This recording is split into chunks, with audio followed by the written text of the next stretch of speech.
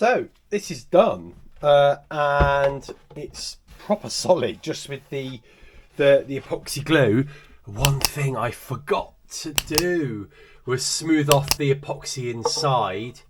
Just try and show you that. So now I'm going to have to, I think it's still, no, it's rock hard.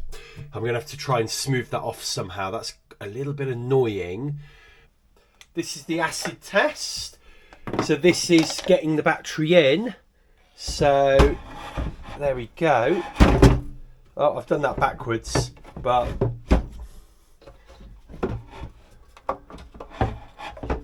it's tight, I'm not gonna lie, but it does go in and out. I think things are better to be a little bit tighter, you know, and then they fit properly. There we go, and that's in. And then where's the shelf? And then the shelf, again, this is the moment of truth, but the shelf goes in like that. There we go. I'm pleased with that. I'm really pleased with that. Wow. So I've actually just tried to sort of just normally what I do while the epoxy is still only a day old, it's usually soft enough that I can just sort of slice it up with this little chisel-y artwork crafting chisel piece, but that was having none of it.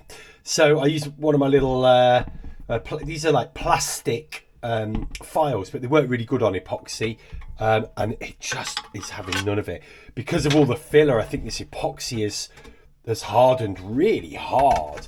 So I think what I'm going to do is just fill it over the top of that. You know, I'll lose maybe a few millimeters more on the corners than I wanted, but you know, I think you can see at the bottom of the box there how it's filleted. I'm just going to try and fill it over it and smooth it off. I've got to do that because it's sharp here, so it will need doing.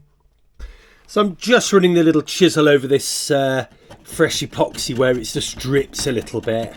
It just saves sandpaper, and also it gets these down. I don't know if you can see this. It gets these sort of quite high drips down quite easily, and also I can control it quite well with my finger along the side there. I've just got my little light here, so you can see right at the top of the box. There you go. We've filleted that out. Oh, it's really tricky. I couldn't show you me doing that on camera because it was quite tricky. And then I've just had a bit of spare here. The box lid just didn't quite fit tight on the top here, so I've just filleted that out a bit, and then we'll wait for that to kind of go off, and then we will get a little bit of fiberglass over these corners. So I've just sanded this down, and I've basically sanded it.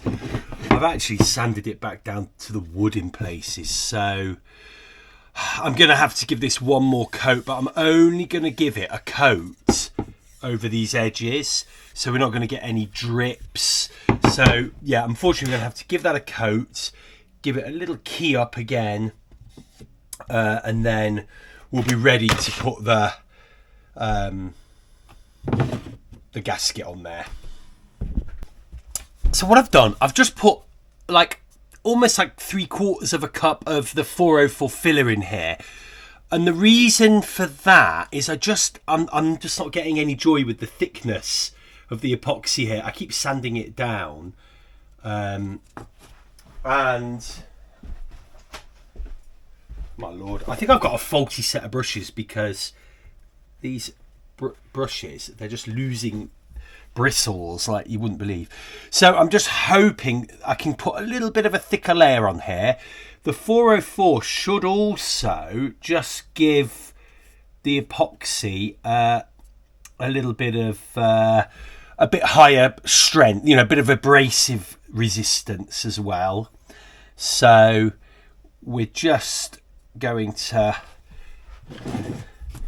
use this to try and do that.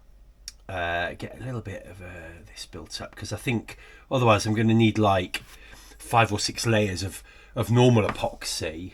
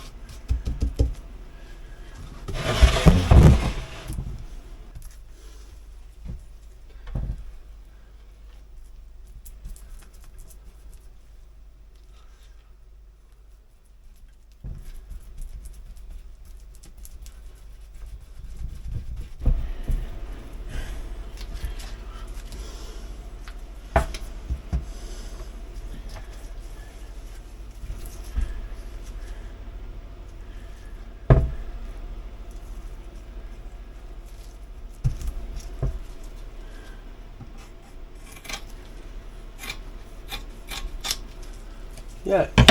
I mean, he's got like his.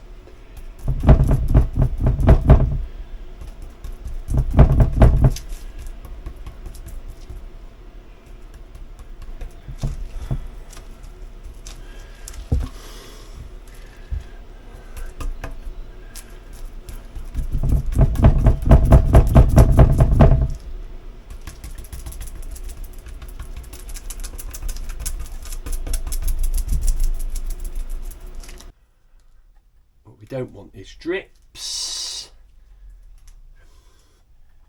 Certainly on the outside, because this door's becoming quite a tight fit now, which is good. Okay, I'm just checking this side again, just checking for any drips, but we're looking good. So that's it, we're done. We'll need one more coat, a little quick sand, one more coat, and then the box is basically done. So I am hoping this box will be actually finished tomorrow. Or, well, it'll be, yeah, finished tomorrow, dried and cured the day after. Hopefully we can get it down to the boat this week and get it installed, because that would be a really fine thing. Cool. There we go. I'm kind of enjoying the epoxying. It's quite just enjoyable, you know. It's quite relaxing. It's just generally a good job to do. So I've been sanding my little, I think these are called belaying pins. I've not sanded them horrendously aggressively because I didn't want them to lose their strength, or, you know, the ability to slot into the holes in the thwart. So all I wanted to do though was give them a little Deks oiling. I thought about varnishing them, and then I thought, not sure. Now they should just go in here. If I just put them in there. Oh no, that one doesn't fit. Oh well. Thought it fit in there. Oh well, it kind of fits. Okay, so I'm just going to give them a little Deks oiling, and then I think they're made out of ash. You can just see, because the Deks oil also, it's so clean and goes on so nicely that I think these will come up quite nicely. And you know what, it's okay if it's not perfect. A little bit of blackened wood on the boat. Some people have been commenting on the lack of blackened wood on my boat now. You can't win, can you? I think there's plenty of time for the wood to go blackened. So, you know, it's probably the best policy to get it as renovated as possible. What I would say is this oil is just being sucked into this. Like, it's incredible. Look at that, it's like literally dry already. So I think I could just put them on the top there. I think they'll be fine. Don't think they need to be sort of stood up at all. So easy to forget these like little jobs, isn't it? Because you know, they've just been sat in a. I've tidied everything up in little boxes, little plastic boxes, so I know what kind of goes with what. And obviously, I've been doing the videos of me taking things apart and whatnot, so I